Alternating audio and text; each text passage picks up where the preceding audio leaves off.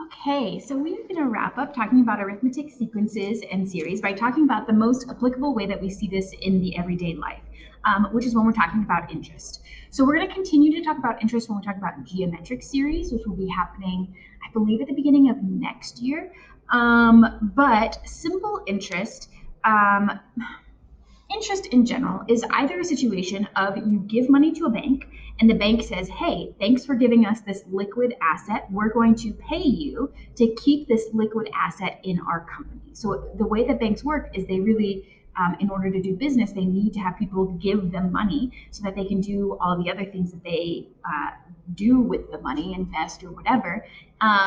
And so they like it when people invest money and keep it in a savings account in their bank. And so often in the real world, you'll get some sort of interest back for having a savings account as opposed to a checking account. And so there's all sorts of different ways that that can happen. And simple interest is the most simple way of doing it. Most banks do not do simple interest, but it will lead us into the more commonly used one when we talk about what's called compounding interest.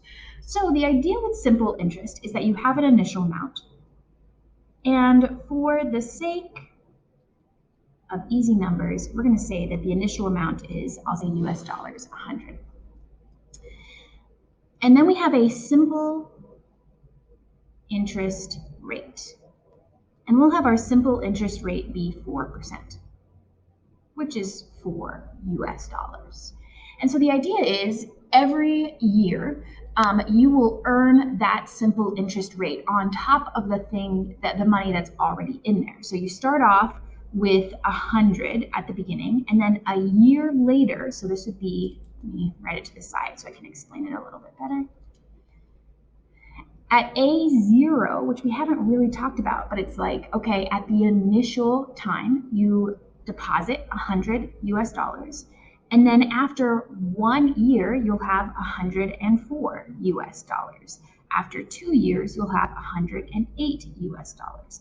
After 3 years, you'll have 112 US dollars. So imagine if you had invested something like 100,000 and you'd be gaining 4,000 per year. So the larger the idea with simple interest is the larger the initial amount, the better it pays off. The idea with simple interest, if we're thinking about it from a business perspective, is if I'm going to do simple interest, I'm encouraging people to give me a large chunk of money all at once. Interest can also work the other way around.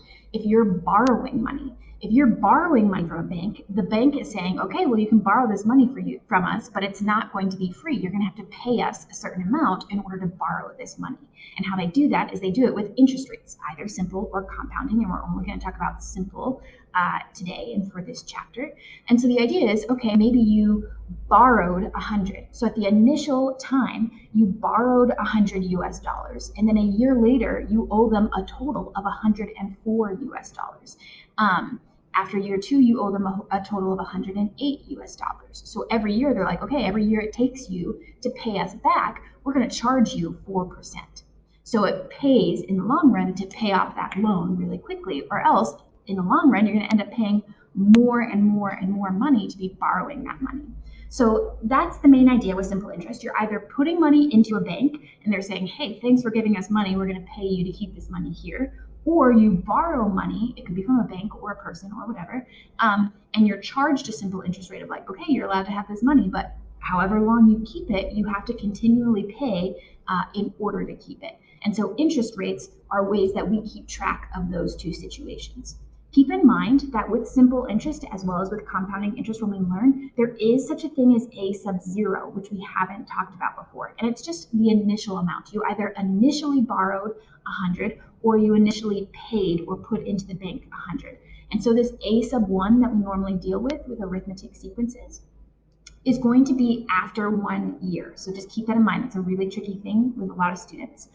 And this is, I spoiled the alert, spoilers, but it is an arithmetic sequence, which means that we're adding the same number every single time.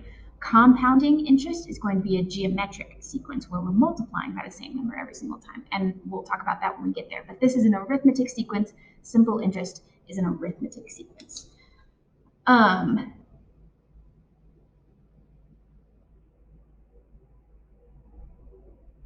if this space right here was for you to take notes on any of the things that I just said. So if you need to rewind and say like, okay, I should write this down, the two different types of interest, borrowing versus putting money into the bank, how it is an arithmetic sequence, how there's other types of interest, and that this is extra on top of the money that you've already put in.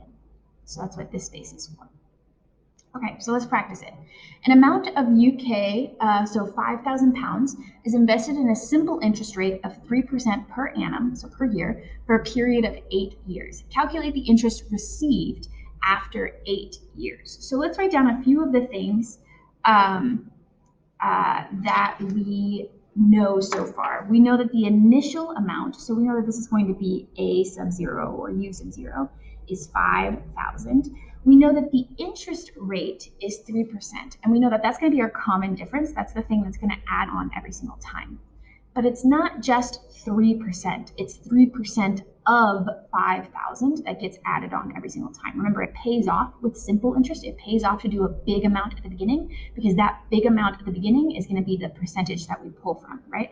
$100 at 4% simple interest rate is $4. However, 3% of $5,000 is pounds is 150 pounds. So it pays off with simple interest to put a larger chunk in at the beginning, because every year you get 150 as opposed to every year only getting 4. Okay, and so we want to calculate the interest received after 8 years. So if this happens every single year, if this is the interest that you get in the bank after every year, after 8 years, you just take that and multiply it, and you get what? Multiplying these two together, you get 1,200. So that means over the course of 8 years, the amount of interest that's being put into the bank account with the 5,000 is 1,200. So when it says find the total amount in the account after 8 years, you can just add these two together.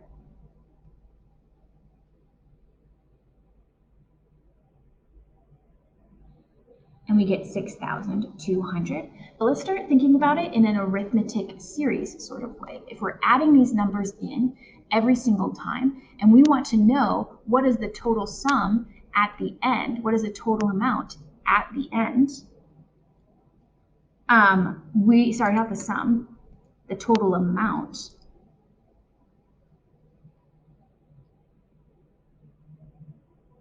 at the end. It's not a sum, because if we took 100 plus 104 plus 108, that would grossly misrepresent the amount that's in our bank account, right? This is what's in there at the beginning. This is what's in there after a year, after 2 years, after 3 years. We've already added it on top of the number that's already there. So if we do a sum of the first 3 years, it says, oh, 324, right? That's not the amount that's in the bank. What's in the bank after 3 years is 112. So we won't ever be doing sums with these guys. So if we wanted to talk about this as A sub 8 equals A sub 1, which is 150